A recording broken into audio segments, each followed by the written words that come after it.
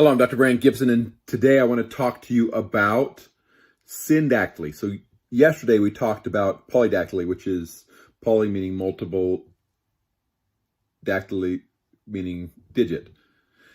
Today, syndactyly is the conjoining of digits. So the joining of fingers, the joining of toes by webbing between this area. There are multiple types of syndactyly.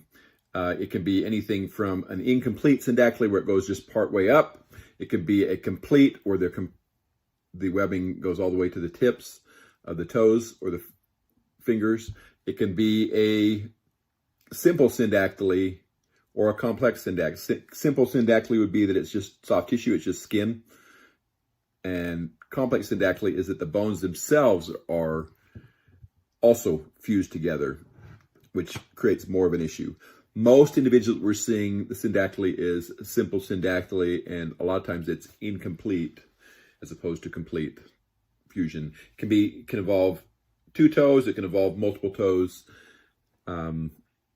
Presentation, it usually presents in anywhere from 1 in 2,000 to 1 in 3,000 individuals. It is the most common congenital defect that happens in individuals, and truthfully it happens because of failure. So failure of the system to differentiate like it's supposed to. So when you're developing your hands and your feet, initially they are paddles. They actually have complete webbing between the fingers and between the toes, and then as it continues to differentiate between the 7th and 8th week of gestation, then the cells start to die in this area and the webbing goes away.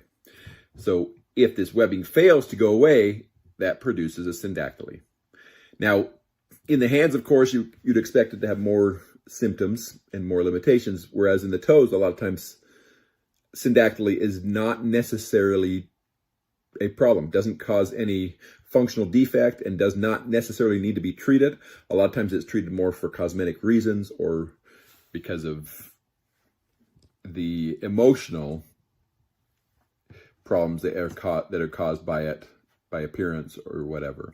How is it treated? There is no conservative ways to actually treat syndactyly. You really have to just separate the digits, and that's done surgically by doing some form of surgical incision in the area to allow flaps to be rotated to close off this area. This is done quite often and is done quite successfully. So if you have syndactyly and it's becoming a problem for you, whether it's for emotional reasons, appearance reasons, or whatever, it can be treated, although it does not have to be. This is Dr. Brandt Gibson, and this is your Podiatry Tips Day 88, syndactyly. If it's a problem for you, it can be treated, though in the